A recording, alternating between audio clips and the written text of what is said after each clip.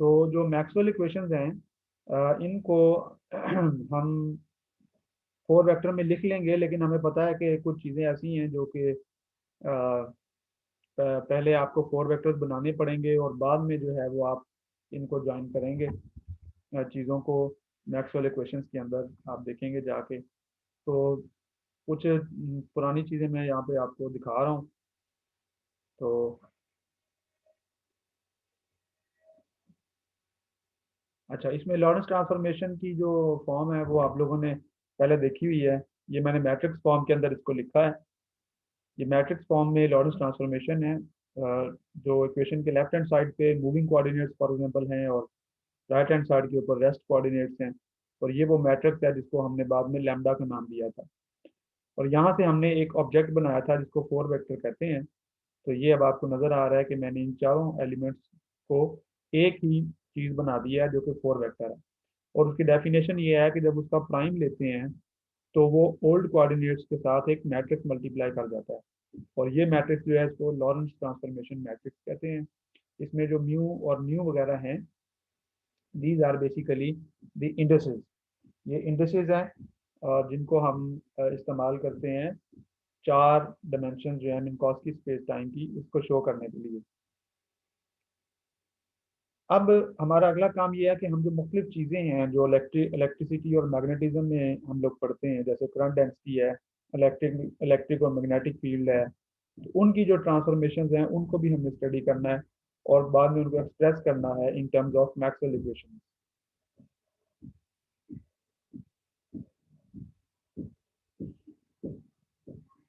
तो इसके बाद पहली चीज़ जो है वो है लॉरेंस फोर्स। आप लोगों को याद होगा लॉरेंस फोर्स का ये फार्मूला होता है F = QE + QV × B। मुझे बार बार कहा जा रहा है कि साउंड ठीक नहीं आ रहा। बाकी लोगों को आ रहा है? आपका अपना मसला भी हो सकता है नेट का। सर आप सर आपका साउंड सही नहीं आ रहा है। साउंड सही नहीं आ रहा है? चलिए मैं फिर देखता हूँ दोबारा। यस सर, थोड़ी लैग हो रही है आपकी वॉइस।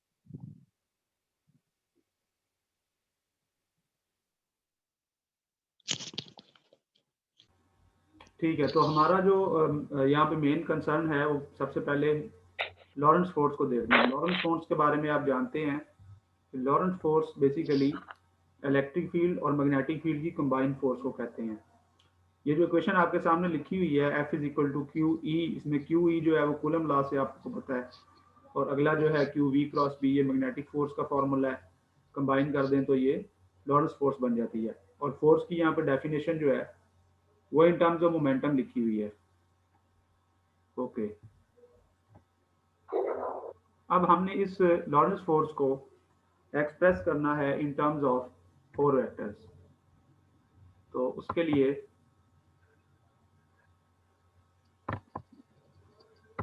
सबसे पहले आपको याद होगा मोमेंटम के बारे में मैंने कहा था कि ये भी 4 वेक्टर है। इसका 0th कंपोनेंट जो होगा वो P0, जो कि बेसिकली एनर्जी की फॉर्म में दिया गया होता है, और इसका जो 3 कंपोनेंट है वो वेक्टर की फॉर्म में है।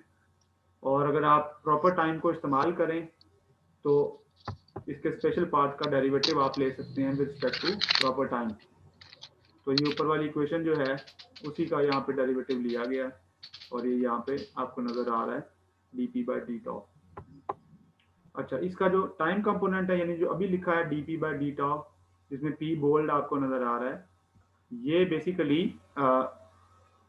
3 कंपोनेंट है।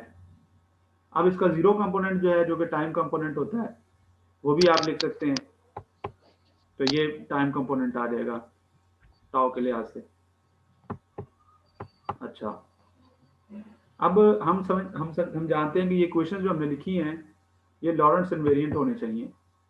लॉरेंस इनवेरिएंट में पहली चीज जो है वो आपने देखी थी चार्ज। यहाँ पर इक्वेशन में थी चार्ज। तो चार्ज जो है ना ये एक्सपेरिमेंटली देखा गया है कि हमेशा इन्वेरिएंट रहता है, यानी चार्ज को डिफरेंट फ्रेम्स में जब मेजर किया जाता है तो वो एब्सोल्युटली इन्वेरिएंट है। एब्सोल्युटली इन्वेरिएंट का मतलब है कि आप किसी भी फ्रेम में चले जाएं तो इसकी जो वैल्यू है वो चेंज नहीं होती। नॉर्मली आप देखते हैं कि जब आप मूविंग फ्रेम में जाते हैं तो वेलोसिटी मोमेंटम वगैरह चेंज होना शुरू हो जाते हैं। लेकिन अगर आप जो है वो चार्ज को देखेंगे, इलेक्ट्रिक चार्ज को, तो एक्सपेरिमेंटली ये देखा गया है कि ये इन्वेरिएंट रहता है। लिहाजा जब भी आप एक इक्वेशन को दूसरे फ्रेम में ले जाने चाहेंगे, रेस्ट फ्रेम से मूविंग फ्रेम में, प्राइम फ्रेम में फॉर एग्जांपल, तो आप देखेंगे कि जो चार्ज है उस पर कोई फर्क नहीं पड़ेगा, बाकी चीजें जो है वो ट्रांसफॉर्म होंगी। ओके, अब ये जो चीज है कि चार्ज एब्सोल्युटली इनवेरिएंट है और एक्सपेरिमेंटली पता है, इससे आप जो इलेक्ट्रिक और मैग्नेटिक फील्ड्स हैं उनके बारे में कोई इंफॉर्मेशन ले सकते हैं कि वो कैसे इन्वेरिएंट होते हैं। मिसाल के तौर पे अगर आप ई डॉट यू वाले कंपोनेंट को देखें जो पिछली स्लाइड में इक्वेशन भी थी, तो उसमें ई डॉट यू जो है इसको आप इस तरह से लिख सकते हैं राइट हैंड साइड पे F zero beta you beta. अब आपको नजर आ रहा होगा जो बीटा है ये डमी इंडेक्स है, क्योंकि ये रिपीट हो रहा है, इसके ऊपर सम मौजूद है तो इसने खत्म हो जाना है। तो आपको फाइनली जो चीज मिलनी है वो एफ जीरो कंपोनेंट मिलना है। तो जो जीरो कंपोनेंट इस तरह से बीटा टाइम्स होकर मिलता है आपको, वो बेसिकली ई डॉट यू आपको दे रहा है। तो लिहाजा पिछली क्वेश्चन में जो ई डॉट यू आ रहा था उसकी जगह पे आप ये चीज लिख सकते हैं। और इसी तरह से जैसे आपने यहाँ पे एफ की फॉर्म लिखी है, इसमें जो एफ है ना ये बेसिकली इलेक्ट्रिक फील्ड को शो कर रहा है, और जो यू है वो इटसेल्फ एक फोर वेक्टर है जिसको आप वेलोसिटी फोर वेक्टर कहते हैं। तो आपने यहाँ पे क्या देखा है, आपने देखा है कि जो इलेक्ट्रिक फील्ड है that can be written as F zero beta. अच्छा, अब इसी तरह से आप बी के बारे में भी पता कर सकते हैं, और आप राइट हैंड साइड पे देख रहे हैं कि जो एफ जीरो बीटा है ये बेसिकली 4x4 कोई मैट्रिक्स बनेगा जिसके बहुत से एलिमेंट्स होंगे, जिसमें एफ जीरो बीटा वाला एलिमेंट जो है ये इलेक्ट्रिक फील्ड होगा। अच्छा, इसके बाद कंटिन्यूटी इक्वेशन एक आप पढ़ते हैं इलेक्ट्रिसिटी एंड मैग्नेटिज्म में। वो ये होता है कि अगर आपके पास एक चार्ज डेंसिटी मौजूद है और एक करंट डेंसिटी मौजूद है, तो ये जो इक्वेशन है इसको कंटिन्यूटी इक्वेशन कहते हैं। ये इक्वेशन बेसिकली आपको ये बताती है कि डेल डॉट जे जो है that is basically minus partial rho by partial T.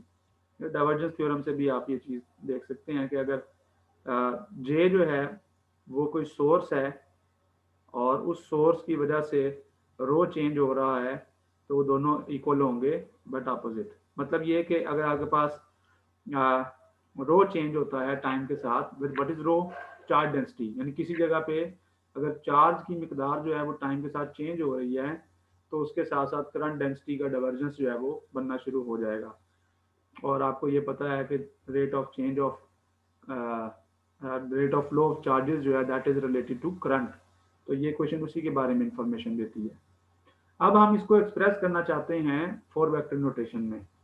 उसके लिए हम क्या करेंगे, हम रो को लिखेंगे जीरो कंपोनेंट और जे को लिखेंगे स्पेशल कंपोनेंट। रो और जे दोनों को मिलाकर हम एक फोर वेक्टर बना देंगे जिसके चार कंपोनेंट होंगे, यानी पहला कंपोनेंट रो होगा और बाकी तीन कंपोनेंट जो स्पेस वाले हैं वो जे होगा। फिर इसी तरह से आप देख सकते हैं partial rho by partial T में पार्शियल बाय पार्शियल टी भी डेरिवेटिव है टाइम के लिहाज से, और डेल जो है ये भी डेरिवेटिव है स्पेस के लिहाज से। तो ये टाइम और स्पेस इन दोनों के डेरिवेटिव्स को भी इकट्ठे करके हम एक फोर डेरिवेटिव बना सकते हैं, फोर वेक्टर डेरिवेटिव, जिसमें आप चारों कंपोनेंट्स लेंगे। जीरो कंपोनेंट अगेन टाइम का डेरिवेटिव होगा और बाकी जो है वो स्पेस के डेरिवेटिव्स होंगे। तो वन सेकेंड, ओके, तो ये यहाँ पे नीचे लिखा हुआ है जे अल्फा जे म्यू, कोई भी इंडेक्स इस्तेमाल कर सकते हैं। तो आपने देखा यहाँ पे जो जीरो कंपोनेंट है मल्टीप्लाई बाय सी, वो रो जो है वो जीरो कंपोनेंट बन जाता है इस फोर वेक्टर का, और जो जे है वेक्टर वाला वो थ्री स्पेस वेक्टर जो है वो आपको नजर आ रहा है इस स्पेस कंपोनेंट। ओके, अब अगर आप इसको इस तरह लिख लें और डेरिवेटिव्स जो हैं उनको आप फोर वेक्टर बना लें, तो फिर आप कंटिन्यूटी इक्वेशन को कैसे लिखेंगे, इस तरह से हम लिखेंगे। इसमें जो आपको डेल अल्फा नजर आ रहा है, ये वाला डेल अल्फा, ये बेसिकली फोर डेरिवेटिव को शो कर रहा है, फोर पार्शियल डेरिवेटिव कह लें या फोर वेक्टर डेरिवेटिव। इसका जो जीरो कंपोनेंट होगा यानी डेल जीरो जो होगा वो बेसिकली पार्शियल पार्शियल टी होगा, और जो डेल आई कंपोनेंट होगा यानी del one del two del three, इसको आप del X del Y del Z भी कह सकते हैं, that is basically the components of this del. तो इन दोनों को मिलाकर आपने अब डेल अल्फा कहा है। सिमिलरली रो और जे को मिलाकर आपने जे अल्फा कहा है। तो इस तरह से आप इस इक्वेशन को 4 वेक्टर फॉर्म में लिखेंगे, del alpha J alpha equals 0। This is very important, इसको आपने याद रखना है कि ये कैसे बनाई है। उसके बाद आपने वेव इक्वेशन एक पढ़ी थी, जो हमारे पहले लेक्चर्स में हमने ये चीज़ देखी थी। तो उसमें दो तरह के पोटेंशियल्स आप पढ़ते हैं इलेक्ट्रिसिटी और मैग्नेटिज्म में। इलेक्ट्रिक फील्ड को कहा जाता है कि ये ग्रेडियंट ऑफ पोटेंशियल के बराबर होता है, और मैग्नेटिक फील्ड को कहा जाता है कि ये कर्ल ऑफ वेक्टर फील्ड होता है। यानी अगर आप ई को लिखें इलेक्ट्रिक फील्ड, तो आप उसको लिखते होते हैं minus del phi equal to minus del phi. उसमें जो फाई होता है वो कोई स्केलर फंक्शन होता है, जिसको यहाँ पे स्केलर पोटेंशियल कहेंगे। और जो मैग्नेटिक फील्ड है बी, उसको आप लिखते हैं equal to del cross A, यानी वो कर्ल ऑफ वेक्टर फील्ड होता है। तो उस केस में वो वेक्टर फील्ड, इस केस में जो है वो वेक्टर पोटेंशियल कहलाता है, और उसको ए कहते हैं। तो वेव इक्वेशंस जो हैं वो आप इलेक्ट्रिक फील्ड मैग्नेटिक फील्ड की बजाय स्केलर पोटेंशियल और वेक्टर पोटेंशियल की फॉर्म में भी लिख सकते हैं। अगर आपको ये इसमें कोई कंफ्यूजन नजर आ रही हो, तो सिंपली आप ए की जगह पे मैग्नेटिक फील्ड यूज कर सकते हैं और फाई की जगह पे इलेक्ट्रिक फील्ड यूज कर सकते हैं। ये वही एक वेव इक्वेशंस हैं जो मैंने आपको पढ़ाई थी। राइट हैंड साइड के ऊपर अगर आप 0 0 पुट कर दें, तो इसका मतलब होता है कि ये सोर्स फ्री इक्वेशंस हैं, यानी J0 है और रो 0 है। अब इनको भी आप उसी तरह से रिप्रेजेंट कर सकते हैं। आप देखें, ये सेकंड डेरिवेटिव बन जाएगा टाइम के लिहाज से भी और स्पेस के लिहाज से भी, राइट। तो अब अगर इसको लिखें आप 4 वेक्टर फॉर्म में दोनों को, बिकॉज आपको पता है कि इनको रो और जे जो है वो एक ही चीज के दो कंपोनेंट है, तो लिहाजा ये दोनों एक ही इक्वेशन बन जाएंगी। उसके बाद ये लॉरेंस कंडीशन है, इसको भी आप चाहे इग्नोर कर लें, लेकिन ये हम इलेक्ट्रिसिटी मैग्नेटिज्म में ये भी एक इक्वेशन होती है जिसको लॉरेंस कंडीशन कहा जाता है। तो इनको आप क्या करेंगे, ये जो ए और फाई आपको नजर आ रहा है, ये ए जो है वेक्टर, ये 3 कंपोनेंट है, और फाई जो है ये 0th कंपोनेंट है। तो फाई और ए को मिला के एक 4 वेक्टर बनाया, जिसका नाम रखेंगे 4 पोटेंशियल, और उसका 0th कंपोनेंट स्केलर होगा, और बाकी कंपोनेंट स्पेस वाले आपको यहाँ पे नजर आ रहे हैं। अब सर आई आप हैव क्वेश्चन। जी सवाल पूछें। सर ये हमने जो del square A by del T square था, इसके साथ 1/c² लिखा, और जो दूसरी थी उनके साथ डेल स्क्वायर ए के साथ नहीं लिखा। ये स्टैंडर्ड फॉर्म है, इसमें सी को 1 ले लें, ये कोई मसला नहीं है। ये आप उसको सॉल्व करें, मैक्सवेल इक्वेशंस को तो ये निकलती हैं, मैंने आपको लिखवाई हुई हैं। तो सी को 1 ले लें, तब भी ये क्वेश्चन इसी तरह रहेंगी, कोई फर्क नहीं पड़ेगा। चलें ठीक हो गया। अब इसको हम 4 वेक्टर की फॉर्म में लिखें, तो ये हमारी वेव इक्वेशंस हैं। ये 2 वेव इक्वेशंस आपको नजर आ रही हैं। इसमें जो पहली जो वेव इक्वेशन है वो है जो कि आपसे कंसर्न रखती है। इसमें जो बॉक्स आपको नजर आ रहा है ना, इसको बोला जाता है लैप्लासियन, इसका नाम है लैप्लासियन। 4 वेक्टर में ये सेकंड डेरिवेटिव्स होते हैं, 4 वेक्टर्स में सेकंड डेरिवेटिव्स होते हैं, इसमें पार्शियल स्क्वायर में पार्शियल टी स्क्वायर भी होता है और डेल स्क्वायर भी होता है। इस सारी चीज को मिला के इसने कह दिया डेल, और ये जो ए था इसकी जगह पे लिख दिया ए अल्फा। अब इसका 0th कंपोनेंट लें तो ये सेकंड इक्वेशन है, और अगर स्पेस कंपोनेंट लें तो ये पहली वाली इक्वेशन ऊपर वाली है। सिमिलरली राइट हैंड साइड पे रो और जे को मिला के जे अल्फा जो हमने बनाया था वो आ गया। इसी तरह ये जो नीचे लॉरेंस कंडीशन वाली इक्वेशन है, इसको भी आप यहाँ पर लिख सकते हैं। इसके बाद नेक्स्ट इंपॉर्टेंट चीज है फील्ड स्ट्रेंथ टेंसर। तो इलेक्ट्रिक फील्ड और मैग्नेटिक फील्ड को अगर आप पिछली क्वेश्चंस में से निकाल के लिखें, तो वो इस तरह से लिखे जाते हैं, यानी ई एक्स और बी एक्स को आप लिख सकते हैं partial x by partial T और पार्शियल फाइव बाई एक्स। तो ये उनकी फॉर्म होती है। अब अगर आप इसको डेल बाई डेल टी को लिखें डेल 0 और इसको लिखें डेल 1, सिमिलरली इसको लिखें डेल 2 और डेल 3, और सिमिलरली ए जेड को A3 लिखेंगे, ए वाई को A2 लिखेंगे, तो 4 वेक्टर की फॉर्म में आपको ये चीज़ें कंपोनेंट्स की शक्ल में नजर आ रही हैं। तो ऐसा लग रहा है कि ई एक्स और बी एक्स निकाले जा सकते हैं अगर आप एक ऐसी चीज़ बना लें जिसमें डेल और फिर कोई न्यू वेक्टर हो, यानी 4 वेक्टर हो, फिर माइनस डेल और फिर कोई 4 वेक्टर हो जिसके ये कंपोनेंट्स हैं। तो इसकी टोटल फॉर्म अगर आप निकालेंगे तो बेसिकली ये चीज़ बन जाएगी एफ अल्फा बीटा। इस चीज़ का नाम हमने रखा है, और राइट साइड को मैंने लिखा है ये ऊपर वाली दोनों चीज़ों से देखकर, इसमें del alpha A beta minus del beta A alpha. ये आपको चीज़ जो है ये अल्फा बीटा, चूंकि फ्री इंडेक्स हैं, सम नहीं हो रहे, या लेफ्ट हैंड साइड पे आपको एफ अल्फा बीटा नजर आ रहा है। तो ये एफ अल्फा बीटा इसको कहते हैं फील्ड स्ट्रेंथ टेंसर, और इसके ही डिफरेंट कंपोनेंट्स होते हैं जो इलेक्ट्रिक फील्ड और मैग्नेटिक फील्ड बनते हैं। वो मैं भी आपको शो भी करवा दूंगा कि उसके सारे कंपोनेंट्स किस तरह लिखे जाते हैं। तो ये उसको मैट्रिक्स फॉर्म के अंदर शो किया हुआ है। यानी अगर आप इसके सारे कंपोनेंट एवेल्युएट कर लें यूजिंग दीज इक्वेशंस तो वो आपको इस तरह का मैट्रिक्स मिलेगा। इसमें आप देखें फर्स्ट रो में आपको ई एक्स ई वाई ईजी मिल रहा है, इसी तरह इधर भी ई एक्स ई वाई ईजी मिल रहा है, इसी तरह फर्स्ट ये बी जी बी वाई और बी, इसमें आप देखें जो डायगोनल एलिमेंट है ये सारे जीरो हैं, ठीक है। इसका मतलब ये है कि इसमें कोई भी F11, F22, F00 वाले कंपोनेंट नहीं आएंगे बल्कि ऑफ डायगोनल कंपोनेंट आएंगे। और उसकी वजह भी आपको पता है कि जब इधर आपने x को लिखना है तो इधर फिर YZ वगैरह आ रहे होते हैं। तो ये आप कैलकुलेट कर सकते हैं। इससे मिलता जुलता एक और स्ट्रेस टेंसर बनाया जाता है, स्ट्रेस टेंसर, जिसको डुअल टेंसर कहते हैं। तो ये डुअल टेंसर जो है इसकी ये डेफिनेशन है। ये जो F टिल्डा की फॉर्म में आपको नजर आ रहा है ना, थोड़ा सा टेढ़ा करके F लिखा हुआ है, ये और ये हमारा वो पुराना एफ है जिसको फील्ड स्ट्रेस टेंसर कहते हैं, एफ गैमा डेल्टा की फॉर्म में। इसके साथ एक और यहाँ पर 4 इंडेक्स वाला आपने एक टेंसर मल्टीप्लाई किया है। इसमें 4 इंडेक्स हैं, यानी अल्फा के भी 4 कंपोनेंट हैं, बीटा के भी 4 हैं, तो टोटल इसके 256 कंपोनेंट होंगे। ये एक मैट्रिक्स है एप्सिलॉन, और ये ऐसा मैट्रिक्स है जिसमें 256 कॉलम्स और 256 रोज होंगे। तो लेकिन हम इसको डिटेल में नहीं पढ़ेंगे, जस्ट आपने इसको रिमेंबर कर लेना है। बस में आप फर्क सिर्फ ये देखेंगे, यहाँ जो ई एक्स ई वाई ईजी आ रहा था, अब वहाँ पे बी एक्स बी वाई बीजी आ रहा है। तो जस्ट आप ई को बी से रिप्लेस करेंगे तो आपको ये डुअल टेंसर मिल जाएगा।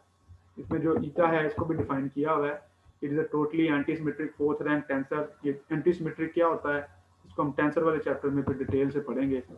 और ये बेसिकली आपने अगर लेविस बीटा देखा हुआ है जो 3 इंडेक्स वाला होता है आई जे के वाला, तो उसमें जो इवन परमिटेशन अगर आप उसकी करें तो +1 देता है, और परमिटेशन करें तो माइनस देता है, और अदरवाइज वो 0 देता है। तो ये वही लेविस बीटा सिंबल है, लेकिन अब ये 4 इंडेक्सेस की फॉर्म के अंदर है। फाइनली हमारी जो इनहोमोजेनियस इक्वेशंस, क्योंकि मैक्सवेल इक्वेशन 4 हैं, 2 उनमें से इनहोमोजेनियस हैं और 2 होमोजेनियस हैं। होमोजेनियस वो होती हैं जिनकी राइट साइड पे 0 आ रहा है। तो इनहोमोजेनियस आपको नजर आ रही हैं। अब आप फौरन क्या करेंगे, आपको पता है ई और बी जो है they are components of F field tensor, और रो और J they are component of current for current which is J alpha. तो दोनों को मिलाकर जो है वो आप इस तरह से लिख सकते हैं। तो ये जो इक्वेशन लिखी हुई है, डेल अल्फा आपको शो कर रहा है कि आपने यहाँ पे ये जो डेल लिए थे स्पेस कंपोनेंट या टाइम कंपोनेंट वो वाला है। एफ अल्फा बीटा जो है वो इलेक्ट्रिक फील्ड और मैग्नेटिक फील्ड को मिला के जो टेंसर बना था ये वो वाला है। और रो और जे को मिला के आपने 4 वेक्टर या 4 करंट बनाया था जे बीटा। सिमिलरली आप होमोजेनियस इक्वेशंस को देखें तो वो ये वाली थी, डेल डॉट बी और डेल क्रॉस ई वाली, और इनको भी अगर आप इकट्ठा करें तो वो इस फॉर्म में, यानी डुअल टेंसर कहाँ काम आया, डुअल टेंसर जो होमोजेनियस इक्वेशंस हैं उनको एक्सप्रेस करने में काम आता है। तो फाइनली अगर आपने ये जो होमोजेनियस इक्वेशंस हैं इनके लिए डुअल टेंसर नहीं इस्तेमाल करना, आप कहते हैं मैंने सिर्फ डायरेक्ट फील्ड टेंसर इस्तेमाल करना है, तो फिर आप ऐसा करेंगे कि आप ये जो नीचे वाली इक्वेशन है इसकी फॉर्म में आप ये वाले जो होमोजेनियस इक्वेशंस हैं इनको लिख सकते हैं, यानी इनको फील्ड टेंसर की फॉर्म में भी लिखा जा सकता है। तो यहाँ तक ही है हमारा काम आज का, और मेरे पास अब मीटिंग में जो है वो टाइम कम है, तो लिहाजा अगर आप लोगों के कोई क्वेश्चन वगैरह हैं तो वो आप चैट में या आप जो है वो